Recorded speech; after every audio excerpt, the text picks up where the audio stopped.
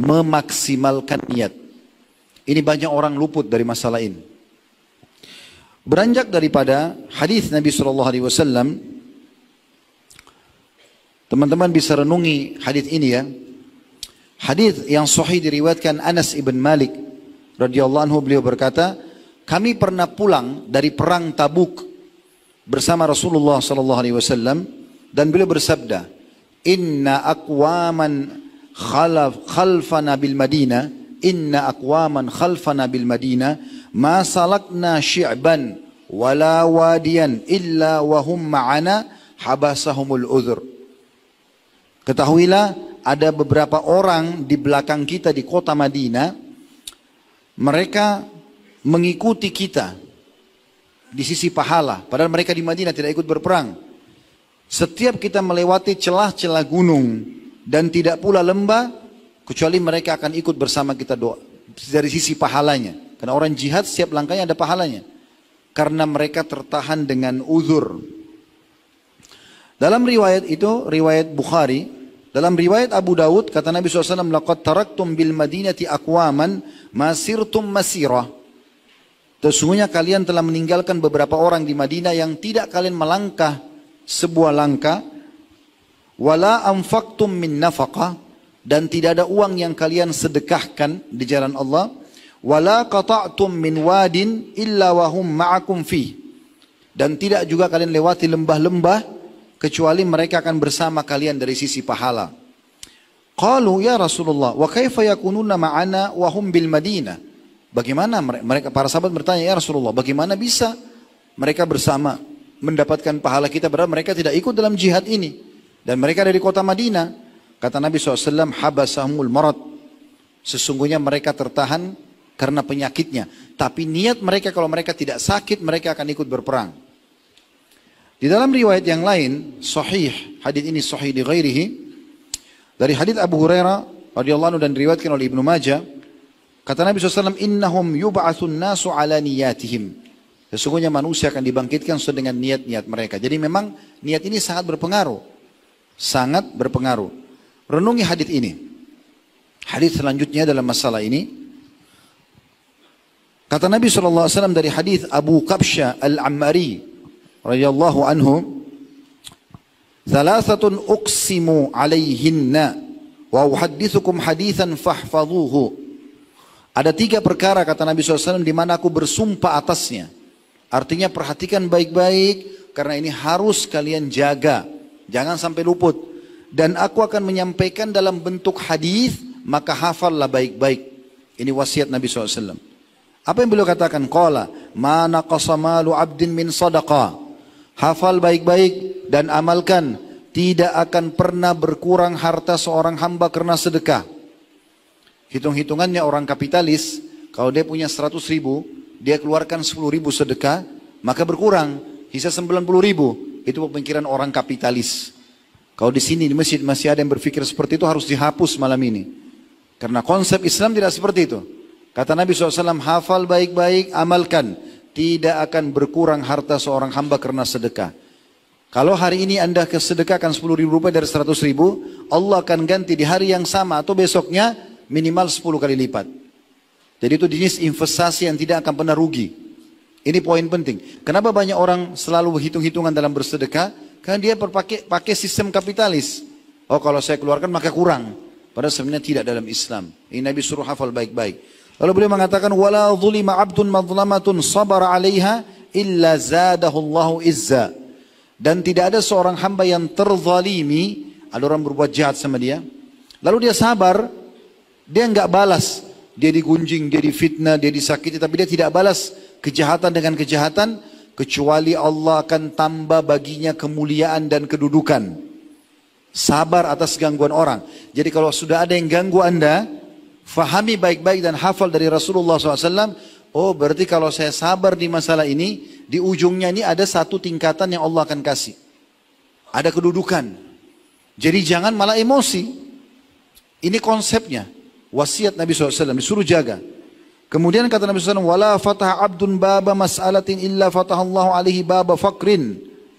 Dan tidak ada seorang hamba yang membuka pintu mengemis, kecuali pasti Allah bukakan baginya pintu kemiskinan dan kehinaan. Wa uhadditsukum haditsan fahfadhu. Lalu saya juga akan sampaikan kalian hadis, hafal baik-baik. Dan ini sekarang yang jadi saksi bahasan kita. Tadi potongan awal hadis itu bukan bahasan kita. Ini sekarang yang akan jadi bahasan kita, berhubungan dengan niat. Apa kata Nabi SAW? Innamad dunya li arba'ati nafar. Sesungguhnya dunia ini ada 4 golongan manusia.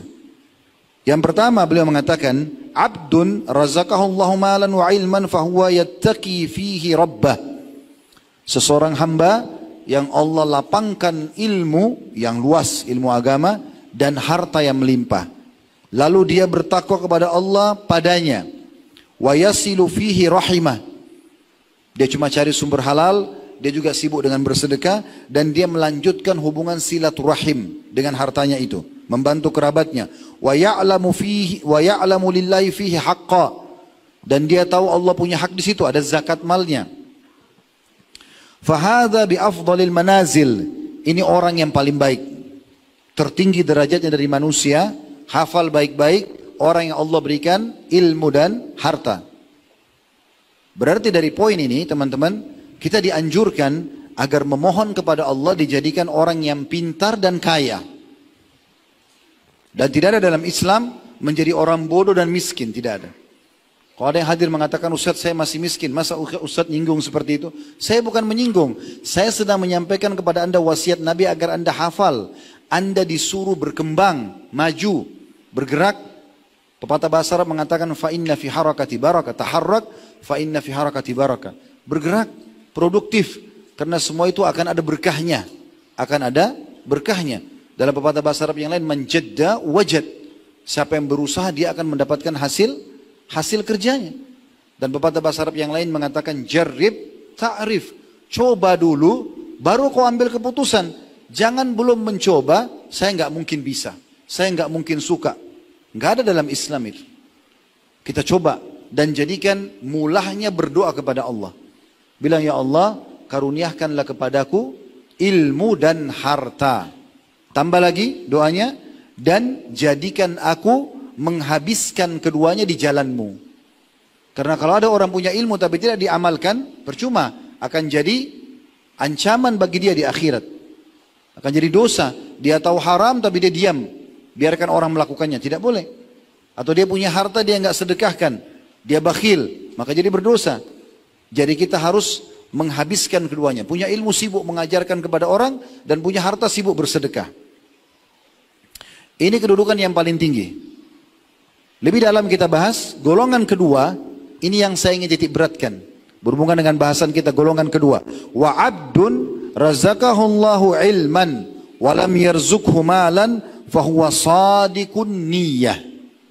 Dan seorang hamba yang Allah karuniai ilmu, dia faham ilmu agama tapi belum dikasih harta, tapi dia tulus sekali niatnya baik, ya.